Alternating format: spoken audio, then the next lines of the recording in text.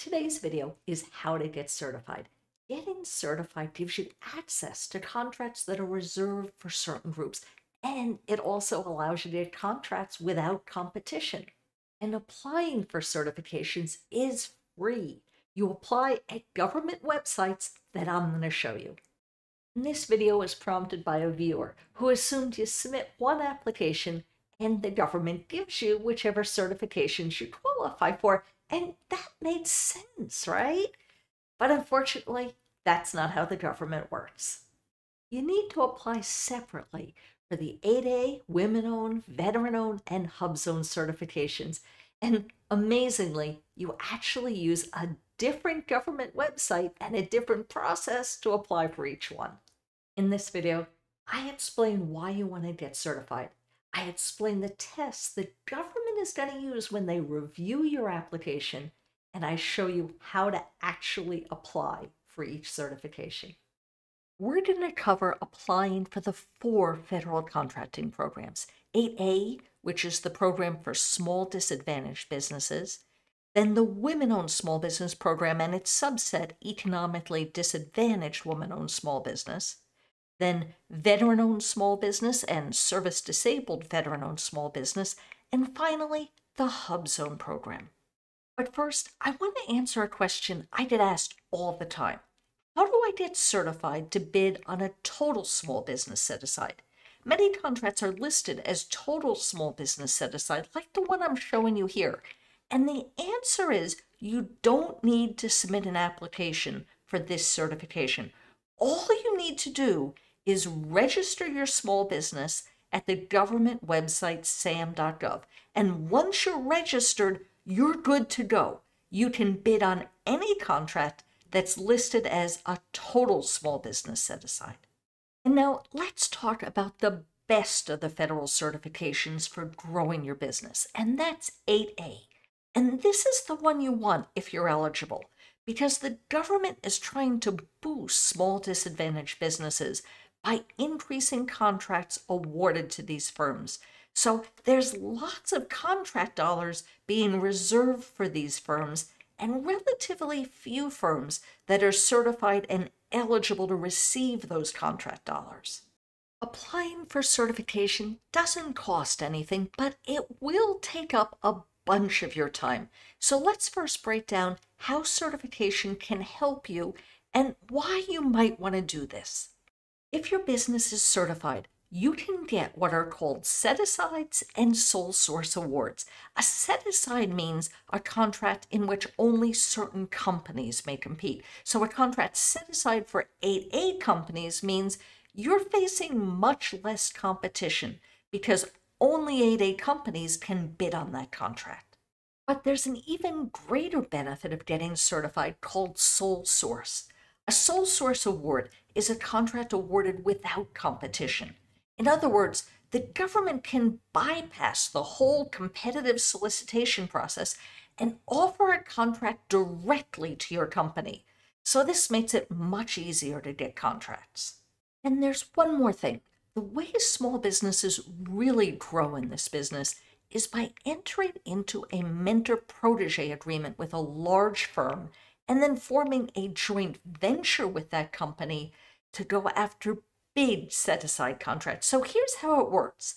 Let's say there's a $100 million contract set aside for 8A companies. And maybe your company alone doesn't have the capacity and experience to perform on a $100 million contract.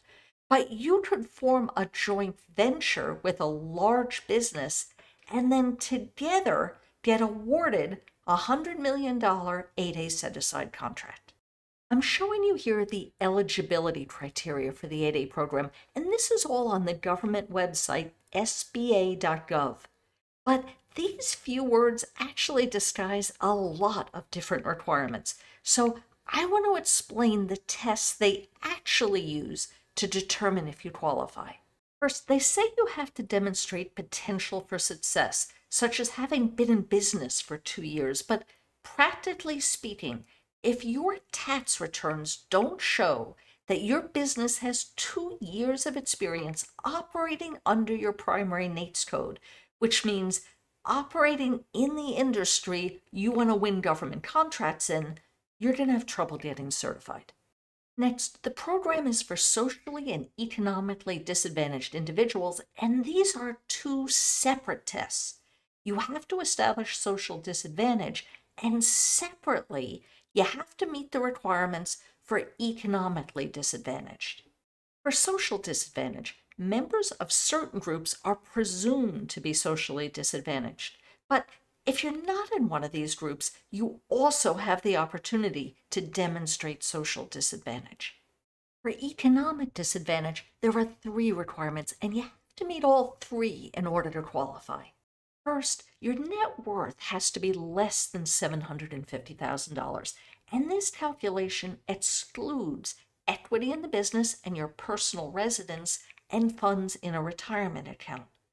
Second, you must have no more than $350,000 in adjusted gross income averaged over the 3 preceding years. And third, the fair market value of all your assets must be no more than $6 million, but that doesn't include funds in a retirement account. Next, the company must be 51% owned and controlled by a disadvantaged individual, and many people don't realize that those are 2 different tests. The individual must own 51% of the company, and also the individual must actually control the company. 51% ownership does not necessarily translate to control, and there have been many cases where the SBA has found that the individual who owns 51% of the business on paper does not control the company. Since this is something the SBA looks really hard at, I want to share with you some of the tests they use. The disadvantaged individual must manage the day-to-day business operations and also set long-term policy. They must work full-time in the business, hold the highest officer position in the business, and be the highest compensated individual in the business. And there can't be any business relationships like someone else guaranteeing critical financing or a bond that could potentially allow someone else to exert control over the company. Before you jump in and apply, there's one other thing I want you to understand about 8A. 8A certification is limited to 9 years, and it's available once per lifetime. It's one time only. After your 9 years are up, you can't start another business and get 8A certification again.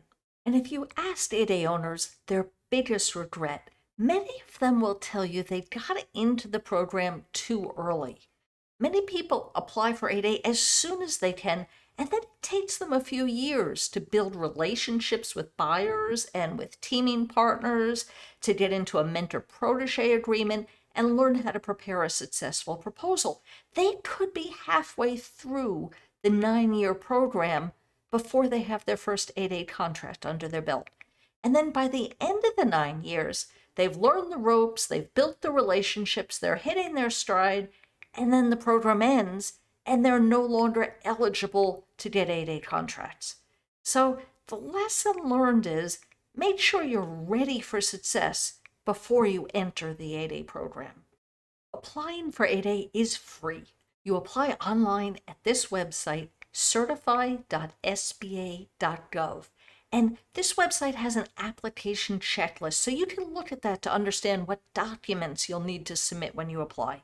For example, you're going to need to submit 3 years of personal tax returns as part of demonstrating economic disadvantage. Okay, now let's move on to the Women-Owned Small Business Program and its subset, the Economically Disadvantaged Women-Owned Program. And like the 8A program, these programs also allow you to get set-aside and sole source contracts. Here, I'm on the SBA website, and we see the eligibility requirements for the Women-Owned Small Business Federal Contracting Program. Your small business must be at least 51% owned and controlled by women who are U.S. citizens. The women must manage day-to-day operations and also make long-term decisions. And note we have the same ownership and control tests as we saw for the 8A program. it's not sufficient for the woman to own at least 51% of the company on paper. She also has to actually control the business. To qualify as an economically disadvantaged women-owned small business, you meet the requirements of the women-owned program, and in addition, you meet the criteria for economic disadvantage. And the economic disadvantage tests are the same as what we discussed for the 8A program. Also note that these contracts are only available within specific industries where women are underrepresented. So first, check out whether your industry is eligible. You can find a current list of those industries here on the SBA website. One important thing I want to point out about this program, there's no requirement for time in business. So you can start a business and immediately apply for this certification.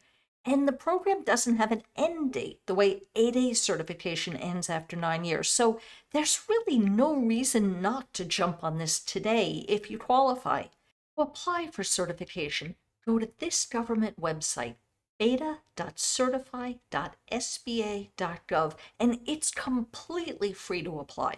And I've posted a video that walks you through how to use that website to apply for certification. And one last thing. A question I get asked a lot is, what if I already have WBE certification? Well, for federal contracts, you still need to go to this website and apply to get the woman-owned small business certification. Now, let's move on and talk about opportunities for veterans. The VA has set aside contracts for small businesses owned by veterans, and the VA awards a lot of contract dollars to veterans. So if you're a veteran, the VA is a great place to start looking for contracts. For VA contracts, contractors must be verified by the Center for Verification and Evaluation, and this is the website that explains the verification process. You can find it at va.gov/OSDBU. Now, the other federal agencies have contracts set aside for service-disabled veteran-owned small businesses. And I'm showing you here the SBA website, which shows you the criteria for qualifying as a service-disabled veteran-owned small business. The small business must be at least 51% owned and controlled by one or more service-disabled veterans, and the service-disabled veterans must manage day-to-day operations and also make long-term decisions. So the key thing to know here is that service-disabled veteran-owned small business is a self-certification.